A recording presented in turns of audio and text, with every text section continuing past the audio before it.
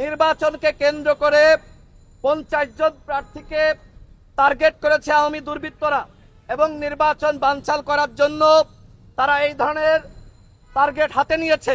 এবং তার অংশ হিসেবে গতকাল আপনারা দেখলেন যে কিভাবে একদম কাছ থেকে টার্গেট করে উসমান হাদি ভাইকে হত্যার উদ্দেশ্যে এই ধরনের পরিকল্পনা করা হয়েছে এবং তারা সেটি বাস্তবায়ন করেছে। সবথেকে যেটি অবাক করার বিষয় সেটি হলো বন্ধু বেশে আগে এই দুর্বৃত্তরা কাছে গিয়েছে উসমান হাদি ভাইয়ের যে গবেষণা প্রতিষ্ঠান এবং তিনি যেখানে রিসার্চ করেন সেই প্রতিষ্ঠানে এই দুর্বৃত্তরা অসংখ্যবার গিয়েছে, কখনো মাস্ক পরে কখনো মাস্ক খুলে। অর্থাৎ আমরা যেটি দেখি যে ছাত্রলীগের দুর্বৃত্তরা তারা এই যে মাস্ক পরে ঝটিকা মিছিল করছে, সংখ্যায় হয়তো অল্প, এটি দেখে আমরা মনে করি যে আওয়ামী লীগ হয়তো আর ফিরতে পারবে না।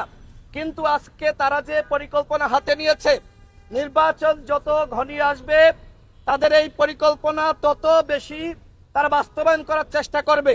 এই জন্য আমরা সরকারের কাছে আমি 2 জন উপদেষ্টার সাথে সাক্ষাৎ করে আমি এই পরিকল্পনার কথা বলেছিলাম। আইন উপদেষ্টাকে আমি নিজে বলেছি যে আওয়ামী লীগ নির্বাচনকে কেন্দ্র করে একটি পরিকল্পনা নিচ্ছে এবং যেহেতু আগে রিফাইন্ড আওয়ামী লীগ রূপে আওয়ামী লীগ ফিরতে পারে নাই, জাতীয় পার্টির কাঁধে ভর করে আওয়ামী লীগ ফিরতে পারে নাই, এখন স্বতন্ত্রভাবে আওয়ামী লীগ আগামী নির্বাচনে অংশ নিতে চায়। তাদের প্ল্যান হলো নির্বাচনে অংশ নেওয়া না, বরং আওয়ামী লীগের পদধারী নেতারা তারা নির্বাচনে যাবে এবং নির্বাচনকে বানচাল করবে। কিন্তু সরকার আমাদের এই কথাগুলোকে গুরুত্ব দিচ্ছে না।